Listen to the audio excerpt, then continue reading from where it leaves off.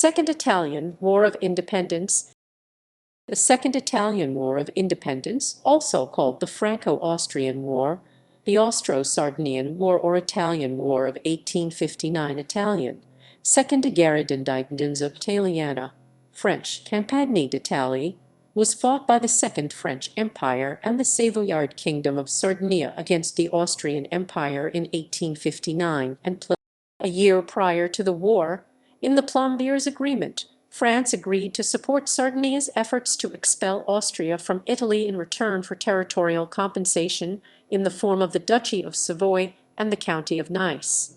The two states signed a military alliance in January 1859. Sardinia mobilized its army on 9 March 1859, and Austria mobilized on 9 April. On 23 April, Austria delivered an ultimatum to Sardinia demanding its demobilization. Upon Sardinia's refusal, the war began on 26 April. Austria invaded Sardinia 3 days later, and France declared war on Austria on 3 May. The Austrian invasion was stopped by the arrival of French troops in Piedmont that had begun in late April. The Austrians were defeated at the Battle of Magenta on 4 June and pushed back to Lombardy, where the Franco-Sardinian victory at the Battle of Solferino on 24 June resulted in the end of the war and the signing of the Armistice of Villafranca on 12 July. Austria ceded Lombardy to France, which in turn gave it to Sardinia. Exploiting the collapse of Austrian power in Italy, Sardinia annexed the United Provinces of Central Italy, consisting of the Grand Duchy of Tuscany, the Duchy of Parma, the Duchy of Modena, and Reggio and the Papal Legations, on 22 March 1860. 2 days later, Sardinia ceded Savoy and Nice to France at the Treaty of Turin as compensation for its assistance. Background: the Piedmontese, following their defeat by Austria in the First Italian War of Independence, recognized their need for allies. That led Prime Minister Camillo Benso, Count of Cavour, to attempt to establish relations with other European powers, partially through Piedmont's participation in the Crimean War. In the peace conference at Paris after the Crimean War, Cavour attempted to bring attention to efforts for Italian unification. He found Britain and France to be sympathetic but refusing to go against Austrian wishes, as any movement towards Italian independence would threaten Austria's territory of Lombardy-Venetia. Private talks between Napoleon Roman III and Cavour after the conference identified Napoleon as the most likely candidate to aid Italy, although he was still uncommitted. On 14 January 1858, Felice Orsini, an Italian, led an attempt on Napoleon Roman III's life. The assassination attempt brought widespread sympathy for the Italian unity and had a profound effect on Napoleon Roman III himself, who now was determined to help Piedmont against Austria to diffuse the wider revolutionary activities which governments in Italy might later allow to happen. After a covert meeting at Plombières on 21 July 1858, Napoleon Roman III and Cavour on 28 January 1859 signed a secret treaty of alliance against Austria. France would help Sardinia-Piedmont, if attacked, to fight against Austria if Sardinia-Piedmont gave Nice and Savoy to France in return. The secret alliance served both countries by helping with the Sardinian-Piedmontese plan of unification of the Italian peninsula under the House of Savoy. It also weakened Austria, a fiery adversary of Napoleon Roman III's French Second Empire. Cavour, being unable to get French help unless the Austrians attacked first, provoked Vienna by a series of military maneuvers close to the border. Sardinia mobilized its army on 9 March 1859. Austria mobilized on 9 April 1859 and issued an ultimatum on 23 April demanding the complete demobilization of the Sardinian army. When it was not heeded, Austria started a war against Sardinia on 26 April. The first French troops entered Piedmont on 25 April, and France declared war on Austria on 3 May. Forces: the French army for the Italian campaign had 170,000 soldiers, 2,000 horsemen, and 312 guns, half of the whole French army. The army under the command of Napoleon, Roman III divided into 5 corps: the I Corps, led by Achille Barraghi de Hilliers; the Roman II Corps, led by Patrice de MacMahon; the Roman III Corps, led by Franco-Austrian de Canrobert; the Roman IV Corps, led by Adolphe Niel; and the V Corps, led by Prince Napoleon. The Imperial Guard was commanded by Auguste Regnaud de Saint-Jean d'Angely. Napoleon Roman III participated in the war and showed up on the battlefield in the belief that it would motivate the French people during the war. That would prove successful. The Sardinian army had about 70,000 soldiers, 4,000 horsemen, and 90 guns. It was divided into 5 divisions, led by Castelbrugo, Manfredo Fanti, Giovanni Durando, Enrico Scialdini, and Domenico Cacciari. 2 volunteer formations, the Cacciatori del Alpi and the Cacciatori degli Apennini, were also present. It was led by Victor Emmanuel Roman II of Savoy, supported by Alfonso Ferrero La Marmora. The Austrian army fielded more men, with 220,000 soldiers, 824 guns, and 22,000 horsemen. It was led by Field Marshal Ferenc Graf Julet.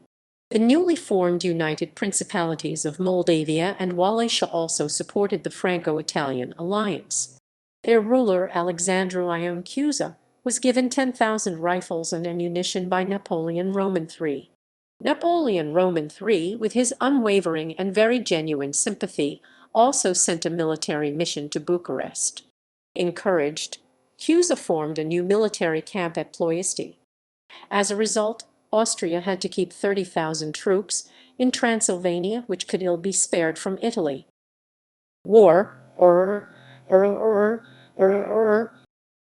The French army, under Marshal Francois Canrobert, moved into Piedmont in the first massive military use of railways. The Austrian forces counted on a swift victory over the weaker Sardinian army before French forces could arrive in Piedmont.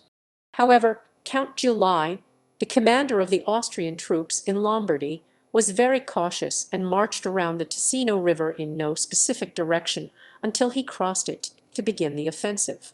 Unfortunately for him, very heavy rains began to fall, which allowed the Piedmontese to flood the rice fields in front of his advance and slowed his army's march to a crawl.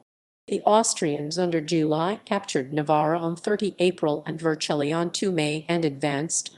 The Franco-Sardinian move to strengthen the Alessandria and Po River bridges around Casale Monferrato forced the Austrians to halt their advance on 9 May and to fall back on 10 May. Napoleon Roman III left Paris on 10 May, landed at Genoa on 12 May, and arrived in Alessandria on 14 May. He took the command of the operations of the war, whose first major clash was at Montebello on 20 May, a battle between an Austrian corps under Stadion and a single division of the French I Corps under Faury. Although the Austrian contingent was 3 times as large, the French were victorious, which made July still more cautious. In early June, July had advanced to the rail centre of Magenta and left his army spread out. Napoleon Roman III attacked Ticino head-on with part of his force and sent many other troops to the north to flank the Austrians. The plan worked and caused July to retreat east to the quadrilateral fortresses in Lombardy, where he was relieved of his post as commander. Replacing July was Emperor Franz Joseph I, who planned to defend the well-fortified Austrian territory behind the Mincio River. The Piedmontese French army had taken Milan and slowly marched further east to finish off Austria in the war before Prussia could get involved. The Austrians found out that the French had halted at Brescia and decided that they should counterattack along the River Chase. The two armies met accidentally around Solferino, which precipitated a confused series of battles. A French corps held off 3 Austrian corps all day at Medal and kept them from joining the larger battle around Solferino, where, after a day-long battle, the French broke through. Ludwig von Benedek with the Austrian Roman VIII Corps was separated from the main force and defended Pozzolingo against the Piedmontese part of the opposing army. It was successful, but the entire Austrian army retreated after the breakthrough at Solferino and withdrew back into the quadrilateral.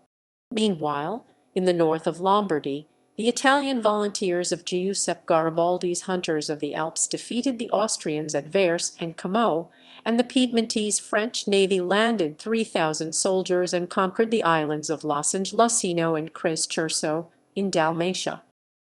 Peace.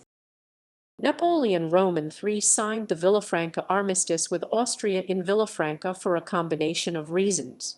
He was not the conqueror that his uncle had been and could not stomach the sight of war.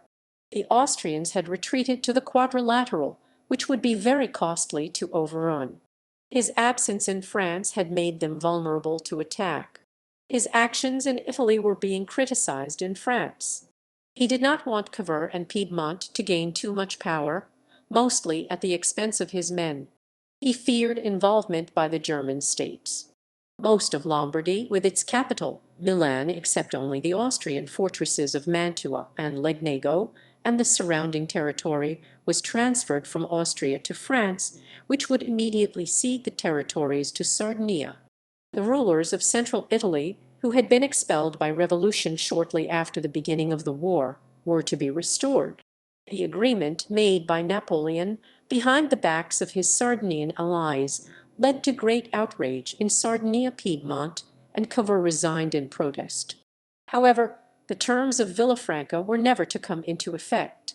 Although they were reaffirmed by the final Treaty of Zurich in November, the agreement had become a dead letter.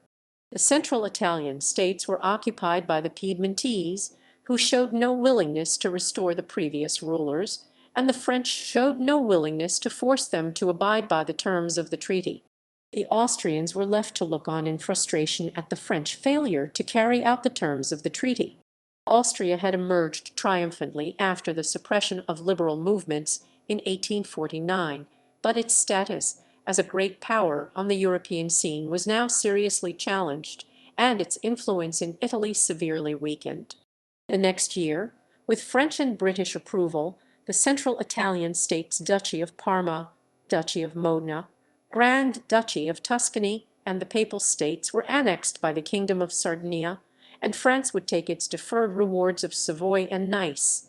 The last move was vehemently opposed by Italian national hero Garibaldi, a native of Nice, and directly led to Garibaldi's expedition to Sicily, which would complete the preliminary unification of Italy. During the war, Prussia had also mobilized 132,000 men in 1859, but never joined the fighting.